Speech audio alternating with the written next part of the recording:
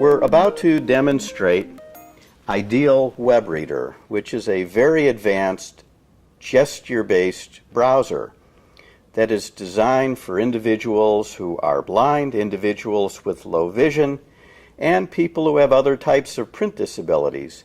In fact, you just might want to use it as your standard browser just for the heck of it. The icon you'll notice in the bottom right is the picture of the Android logo with a white background. And I'm going to touch the logo and load the demo. It said loading. Speech demonstration with accessible browser. You can program your own gestures with this browser, which I'll show you in a moment, but let me just show you how the gestures work. Every time you do a swipe of the screen, you get a tactile feedback in the way of a vibration. So an individual who is blind, for example, will know that their gesture took. I'm going to swipe from left to right. This is a demo of Ideal Group's fully accessible Android browser, Ideal Web Reader. Ideal Web Reader has a ton of settings that help individuals with print disabilities. We can also just command it to read from the top of a page down to the bottom of the page by a counterclockwise circle. So I'm going to draw a counterclockwise circle. Users can fully customize how this browser reads web pages. I can read alternate text tags, for example, photo of the White House with a fountain in the foreground. I've now stopped the speech by stroking down, and let's say I want more granularity and I want to have the browser read me each word one at a time. If I do an upside down check mark,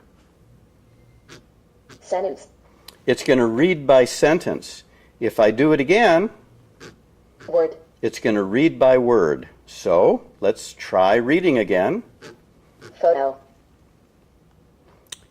If I wanted to continue reading one word at a time, I do the counterclockwise circle. Of the White House with a fountain in. And I can swipe down. And let's move up to sentence level. Sentence. Let's read again. My text-to-speech settings are customizable. And I'm stroking down to stop the browser from reading. You'll notice the highlighted area black on yellow. We call that a lens.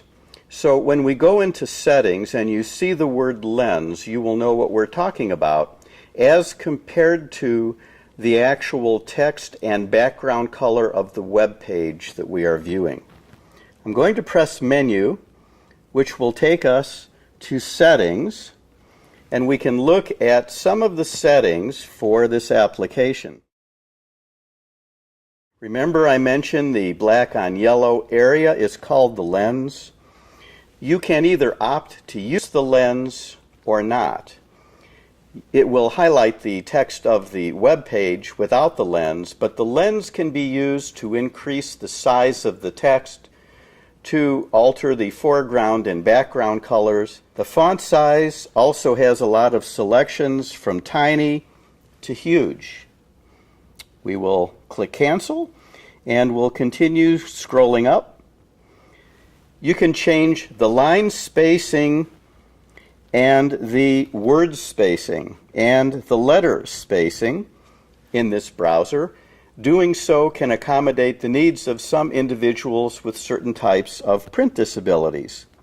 As we scroll down more, you can command the application to ignore the alt text for the images. You may not want that read.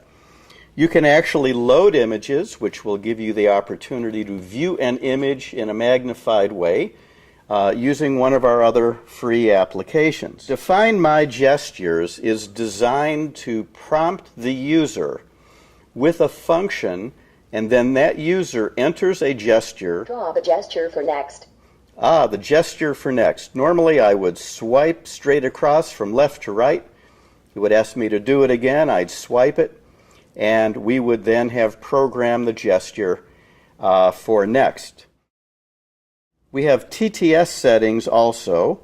The TTS settings basically let you pick the TTS engine, then the voice within the engine, and the language. You can also set the speech rate. With eSpeak, there are 37 languages available.